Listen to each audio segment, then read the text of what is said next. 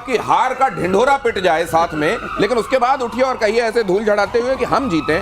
ये हाल है, ये है जज्बा। आगे देखिए, चीन के राष्ट्रपति जिनपिंग सार्वजनिक तौर पर, ये आप लगातार बता रहे हैं, मैं अपने दर्शकों को बता दूं, जी। मेजर गौरव आर्य लगातार आपको ये बता रहे हैं कि जिनपिंग के साथ सब कुछ ठीक नहीं चल रहा है। वो नजर नहीं आ रहे थे। 21 मई से 5 जून तक लापता थे जिनपिंग।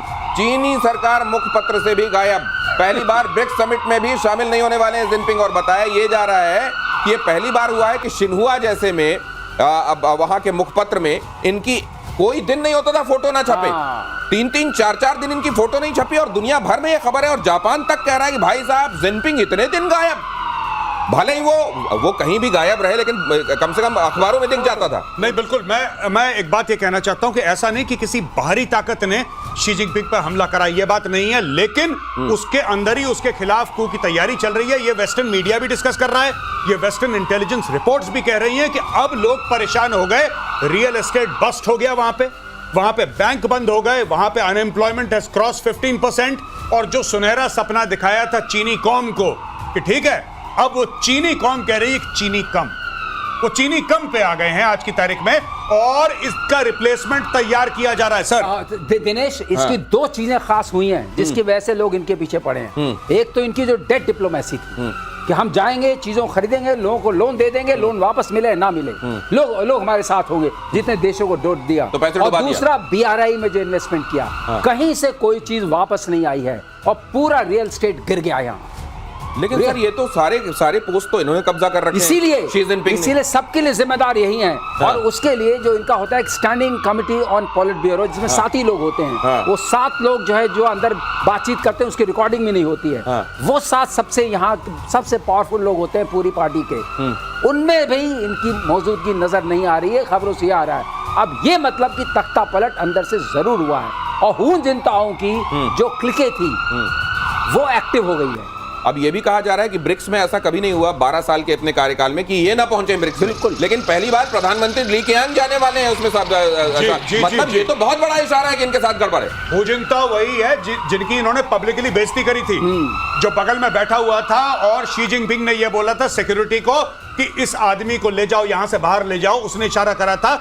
और वो इसके पहले चाइना का माई बाप था। जस्ट इमेजिन जिस लेवल पे हू जिनताओ था, वो तस्वीरें तो बहुत देखी गई हैं। वो बगल से उठ रहे हैं, वो सिक्योरिटी वाला लेके जा रहा है बाहर, बड़ी बेइज्जती वाली बेइज्जती उन्होंने करी। और चाइना का एक और चीज बता दूं, चाइना का कल्चर है कि सरेआम सैक नहीं करते, वो धीरे धीरे इंसान को इररिलेवेंट कर देते हैं। मेन मीटिंग होती है उसमें कोई आता ही नहीं, मेन मीटिंग होती है इनको बताते ही नहीं। इस तरीके से चाइना धीरे धीरे जलील करके आदमी को निकाल देता है, जैसे शी जिनपिंग ने हू जिनताओ को करा था। अब इसी के साथ वही हो रहा है। अब ये भी कहा जा रहा है कि इनके सिर की भी एक मिनिमम इन्वेजिव सर्जरी शायद हुई है 2024 में, और वो अब धीरे धीरे सामने आ रहा है क्योंकि इनके सिर में निशान बहुत गोपनीय रखते हैं ना हर चीज को। अब पता चल रहा है कि एक्चुअली ये सर्जरी से भी जाती है और उसके बाद ये उतने एफिशिएंट नहीं रह गए। दिनेश, इतने गोपनीय कि यही गोपनीय हो गए। पूरा मामला गोपनीय चल रहा है और अब सब लोग इस पर चिंता कर रहे हैं गए कहां। तो गए कहां हम सब जानते हैं कहां गए। हू जिनताओ को इन्होंने गायब किया, अब उनका क्लिके सामने। तो ये बड़ी अच्छी बात अभी एयर मार्शल श्रीवास्तव कह रहे हैं। आप अपनी जिंदगी में भी देखिए ना, आप जिस चीज का काम करेंगे, अगर आप इत्र का काम करते हैं, इत्र हाथ से महकेगा, वहां इतनी गोपनीयता बरती जाती है, इतना चीजों को क्लैंडस्टाइन रखा जाता है, खुद ही गोपनीय होने की तरफ चल पड़े। 1971 युद्ध पर बिलावल भुट्टो का बयान, चलिए सुन लीजिए इसको। अजीबोगरीब बयान। ये जो माल फूंकने वाली बात कहते हैं ना मेजर गौरव आर्य, देखिए माल फूंकना कैसे होता है। बिलावल भुट्टो का अजीबोगरीब बयान, पाकिस्तानी डिक्शनरी में सरेंडर जैसा कोई शब्द ही नहीं है। ऑपरेशन सिंदूर और 4 जंग में हार पर भी पाकिस्तान की अक्ल ठिकाने नहीं आई। बिलावल भुट्टो क्या कह रहे हैं जरा देखिए। ये सुनिए। और हमारे प्रोड्यूसर कह रहे हैं कि कहां साहब टाइम वेस्ट कर रहे हैं, जो इनको चाहिए वो ढूंढ लेंगे। इन्होंने कहा यह है कि there is no word as surrender in Pakistan dictionary. इसी का नाना भीख मांगने गया था शिमला, जो ये कह रहा है ना कि सरेंडर नहीं। जुल्फिकार अली भुट्टो गया था 1972 में शिमला और श्रीमती इंदिरा गांधी के सामने गिड़गिड़ाया था। यही गिड़गिड़ाया था, पैर पे गिर के श्रीमती इंदिरा गांधी जी के सामने गिड़गिड़ाया था इसका नाना, जो आज कह रहा है सरेंडर नहीं है। 92,000 पतलून है आज भी ढाका में है, उसका म्यूजियम बना देना चाहिए बांग्लादेशियों। एक म्यूजियम बनाओ जिसमें सारी की सारी पाकिस्तानियों के पतलूने वहां पे टांगी हैं। ये देखिए ना, ये इसको कहते हैं चमचागिरी। ये क्या चाहता है कि जिस दिन शहबाज हटे तो मुझे गद्दी पे विराजमान कर दें ये लोग। ये चाह रहा है ये। इसीलिए पाकिस्तान, इतना बड़ा झूठ कौन बोल सकता है कि पाकिस्तानी फौज को सरेंडर जैसी चीज, अरे सरेंडर ही तो पता है उनको, और इसके आलम क्या पता है उनको। गौरव एक ऐड कर दूं जी। इसको नहीं बनाएंगे, मरियम जी उधर लाइन में खड़ी हैं। अब सर ये ये बात आप ठीक कह रहे हैं। वो मैं कह रहा इसलिए हूं। क्योंकि मैं बता रहा केमिस्ट्री की हूं, बात भी की जाती है। मरियम जी का जो हाँ, वो जो आप नहीं कह रहे वो दर्शक समझ रहे हैं। हाँ। लेकिन क्या वो इतना प्रगाढ़ चल रहा है मामला? बहुत प्रगाढ़, क्योंकि बनाना इन्हीं को है, मार्शल जी को। ओ, तो फिर फील्ड मार्शल। तो ये बिलावल अपनी मिट्टी पलीत करने में क्यों ये इतना सारा कह भी देगा, आने वाले दिनों में ये हलक पे फंस भी जाएगा, लोग हाथ डाल के निकालेंगे क्या कहा था बोल फिर से, और फिर वहां वो गद्दी भी नहीं मिलेगी, तो ये फिर क्यों कर रहे हैं? गुनाह बेलज्जत हो जाएगा। आए भाई, हाँ? कुछ चीजें होती है भाई। ये कहते हैं कि गुनाह बेलज्जत नहीं किया जाना चाहिए। अगर गुनाह करो तो कम से कम उसके एवज में कुछ मिलना चाहिए। तो फिर ये एवज क्या होगी इनकी, क्या मिलेगा? इनका कुछ नहीं, इनकी एक उम्मीद है। और इनके साथ ये सबसे बड़ी प्रॉब्लम है कि मेरा नाना फलाना था तो मेरी माँ फलानी थी तो मेरा बाप फलाना है, तो इसलिए मुझे, इसको क्यों एक्सटर्नल अफेयर्स मिनिस्टर बनाया गया था? आप समझ लीजिए, पाकिस्तान कहता है कि only Muslim nuclear country in the world, only nuclear Muslim, और उनका टैगलाइन ही यही है, कॉलर ट्यून ही यही है कि ओनली मुस्लिम न्यूक्लियर कंट्री। ओ भाई, तुमने कल के बच्चे को क्यों बनाया और खड़ा किसके सामने कर दिया? डॉक्टर जयशंकर के ये सामने। तस्वीरें वो देखते नहीं होंगे? बिलावल क्या ये तस्वीरें नहीं देखते होंगे? ये सिलेबस से बाहर कर दिया। ये देखिए साहब, ऐसा है। ये बताइए जरा मेजर गौरव वाली क्या तस्वीरें हैं ये हमारे दर्शकों? ये पाकिस्तान जब जीता था, जब पाकिस्तान 1971 में जंग जीता था, और पूरी तरह से, ये जो पूरी है, तरह से, पूरी तरह से पूरी तरीके से पाकिस्तान ने लाल किले पे जब सब्ज परचम लहराया था और भारत ने अपनी जीत तस्लीम करी थी, हार तस्लीम करी थी, सॉरी हार तस्लीम करी थी, उसकी कहानी है। अरे बिलावल सही बोल रहे हैं, इस फौज ने कहां सरेंडर देखा है साहब? ये इस तरीके से कौन पतलूने उतारते हैं? ये बिलावल से पूछा जाना चाहिए कि ये पतलून उतारते हुए पाकिस्तानी नहीं है क्या? क्या इस तरीके से सरेंडर करते हुए और वहां दस्तखत करते हुए क्या वो सरेंडर के अच्छा वो कागज इनके पास भेजा जाए तो उससे ही मुकर जाएंगे क्या? ये सबसे मुकर जाएंगे। इन्होंने पता है पाकिस्तान स्टडीज में अपने बच्चों को क्या सिखाया है पाकिस्तानियों ने? इतनी मक्कार कौम है ये पाकिस्तानियों की, इन्होंने अपने बच्चों को ये सिखाया है कि वो लड़ाई हम जीत गए थे।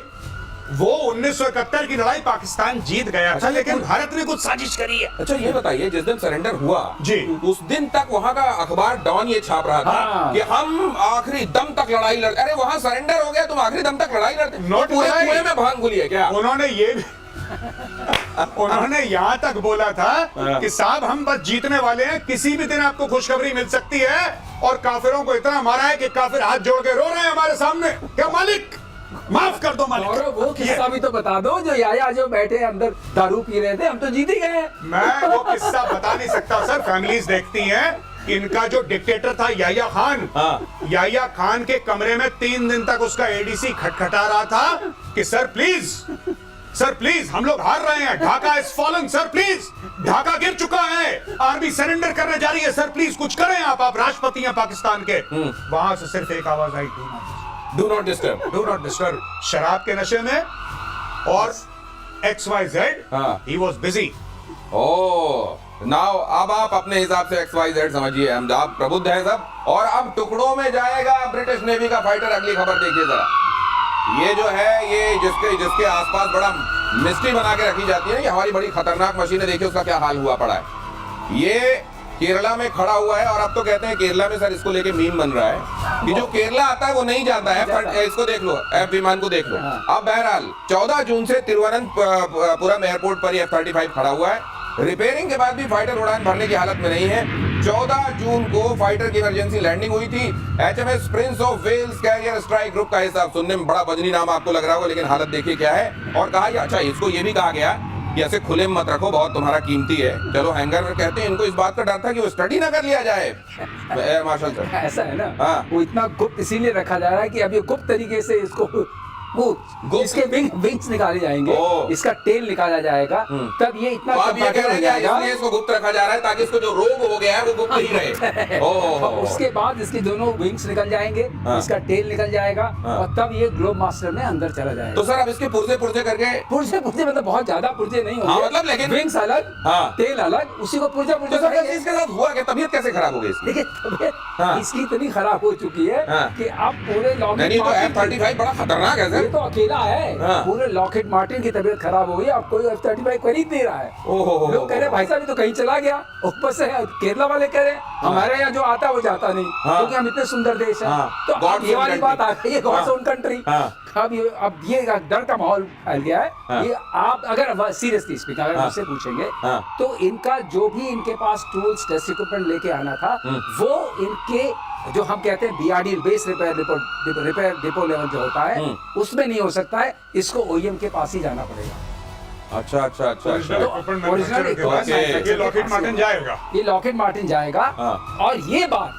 हाँ। कि जहाज उतरे सर, ना ये उड़ इस तरह की सके, बहुत सारी- आज तक मैंने ये घटना एयरफोर्स में नहीं देखी। सर, इंडियन जैसे किराना हिल्स के इर्द गिर्द बहुत सारी मिस्ट है, इसके इर्द गिर्द भी बहुत सारी इस तरह की धुंध है। हाँ। कुछ कह रहे हैं कि इलेक्ट्रॉनिक वॉरफेयर वाले मामले में कुछ हमने इधर से सिग्नल भेजे, कुछ ऐसा हुआ कि मामला ऐसा फंस गया कि इनको लैंड ही करना पड़ा। कुछ कह रहे हैं फ्यूल वाला मामला था, बहुत सारी चीजें चल रही। एक्चुअली क्या हो सकता है? देखिए पॉसिबिलिटी, अब सीरियसली हमारा हाँ। शो तो वैसा है ना, हाँ। लेकिन सीरियसली स्पीकिंग हाँ। पॉसिबिलिटी ये है कि ये उतरे किसी इमरजेंसी की वजह से हाँ। जो गलत अनाउंस की गई। ओह। फ्यूल की इमरजेंसी मैं मानता नहीं हूँ, अच्छा। क्योंकि अभी तो आप टेक ऑफ किए थे वहां से, राइट। तो आपने सब कुछ किया होगा। वेदर की इमरजेंसी नहीं मानता हूँ, हाँ। क्योंकि अगर वेदर खराब होता वो प्रेडिक्टेबल होता तो आपको क्यों कोई टेक ऑफ करने देता। तो ये F-35 का मार्केट इससे क्या मतलब, क्या उसको? देखिए रेपुटेशन बहुत ज्यादा खराब हुई है। हाँ। कोई भी जहाज खराब हो सकता है, और ये पहली बार नहीं है कि F-35 खराब हुआ है। हाँ। लेकिन इतना समय लग गया, खुले में पड़ा रहा, लोग उसकी मजाक उड़ा रहे हैं। जाहिर सी बात है कि इस प्लेटफॉर्म पे जो ग्लोबल कॉन्फिडेंस था वो कम हुआ है। लेकिन इसके बावजूद मैं आपको बात बोलूं कि जो कॉन्स्पिरेसी थ्योरीज चल रही है ना सोशल मीडिया में जी। कि ये कर दिया और भारत ने उसकी टेक्नोलॉजी देख ली, ये सब नहीं है। हाँ। बट मुझे ऐसा लगता है, जो मैं मानता हूं, सर ने बोला बिल्कुल बात ठीक बोली है, इसमें ऐसी खराबी हुई है कि इंग्लैंड के, यूके के बस का नहीं है इसको ठीक करना। अब ये जाएगा जिसको हम फौज में कहते हैं बेस वर्कशॉप। अब ये वहां पे पाना वाना लगा के इसका एक स्क्रू लेवल टाइट करा ऊपर, जाएगा। हाँ, एक लेवल ऊपर ओरिजिनल इक्विपमेंट मैन्युफैक्चरर के पास ही जाएगा। हाँ। क्योंकि कुछ सुविधाएं हाँ। उन्हीं के पास होती हैं।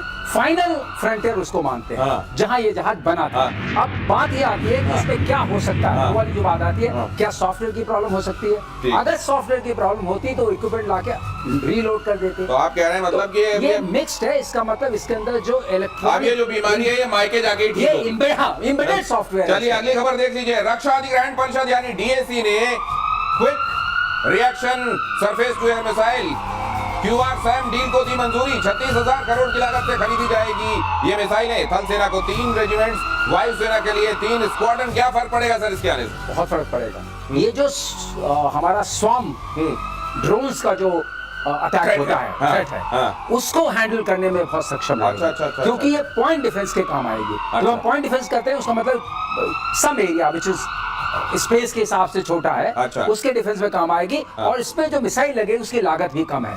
तो अच्छा। ये एक तरीके से टेरराइजेशन बोलते हैं, हाँ। उस टेरराइजेशन में काम आएगी, लास्ट ईयर में काम आएगी। ये बहुत जरूरी है। और हम लगातार आपको बता रहे हैं प्रतिशोध में कि इस तरीके का एक्विजिशन, इस तरीके की मैन्युफैक्चरिंग इतनी स्पीड में कभी डिफेंस के सेक्टर में हिंदुस्तान में नहीं देखा गया। देखिए सेना 400 हाई मोबिलिटी रिकॉनेसेंस व्हीकल यानी HMRV खरीदेगी। मेक इन इंडिया के तहत बनाई जाएगी HMRV सर्विलांस सिस्टम ड्रोन से लैस होंगे। 2 सालों में HMRV की डिलीवरी शुरू हो जाएगी। सर ये क्या होता है HMRV?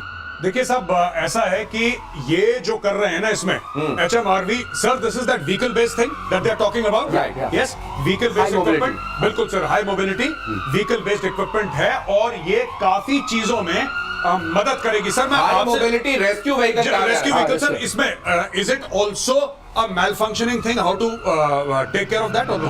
नो, मैन्युफैक्चरिंग नहीं है, लेकिन इसकी वजह से क्या होगा, जो रेस्क्यू व्हीकल आप बोल रहे हैं, हाँ। तो किसी भी चीज में जाकर के जहां हमें जरूरत पड़ी जी, वहां पर हम मैं वही जाके कह रहा था सर कि जहां जरूरत पड़ेगी। हाँ। ये बेसिकली क्या है कि जब कोई चीज खराब होती है सर, हाँ, बिल्कुल सही। जी, ऐसा है, जब ये- कोई चीज खराब होती है, अच्छा, that is what I- इसका बैकग्राउंड दे दो। जितने भी पहले मिसाइल स्क्वाड्स आते थे उसमें एक रेस्क्यू व्हीकल रहती थी हमेशा। अच्छा अच्छा अच्छा तो अच्छा। आपने अभी बहुत सारे ले तो लिए, उसको ले जाने के लिए वापस नहीं वापस अगर- नहीं, हाँ। वहीं ऑन द स्पॉट ठीक करने के Okay, लिए। जैसे okay. F-35 खराब है, कौन ठीक Right, करेगा? right, तो right. रेस्क्यू व्हीकल में आपके लॉजिस्टिक्स होती है, इसमें- सामान छोटे छोटे होते हैं। इसमें क्या और होता है कि equipment होता है। किसी भी वेपन प्लेटफॉर्म का जब खराब हो जाता है, टर्न अराउंड टाइम होता है हाँ। कि भाई क्या आप उसको पीछे भेजोगे, आगे भेजोगे। हाँ। तो ये जो प्लेटफॉर्म है क्या करेगा कि जल्दी से जल्दी इसको वहीं पे ठीक करा और आगे बढ़ो। सही पकड़े हैं, बिल्कुल सही पकड़े हैं। वेपन प्लेटफॉर्म जितने तरह के होते हैं, कोई गड़बड़ी आए तो जाकर वहीं जगह पर ठीक कर देगा, ये इसकी खासियत होती है। बहुत धन्यवाद सर। आज थोड़ा लेट जुड़े आप, दर्शक मुझे कह रहे हैं और मुझे सुनाई दे रहा जी। है, कॉम्पनसेट कीजिएगा। धन्यवाद, थैंक यू सो मच। जय हिंद सर। अब इनके मुझसे बाहर की बात की ना। बस बढ़िया जुड़े।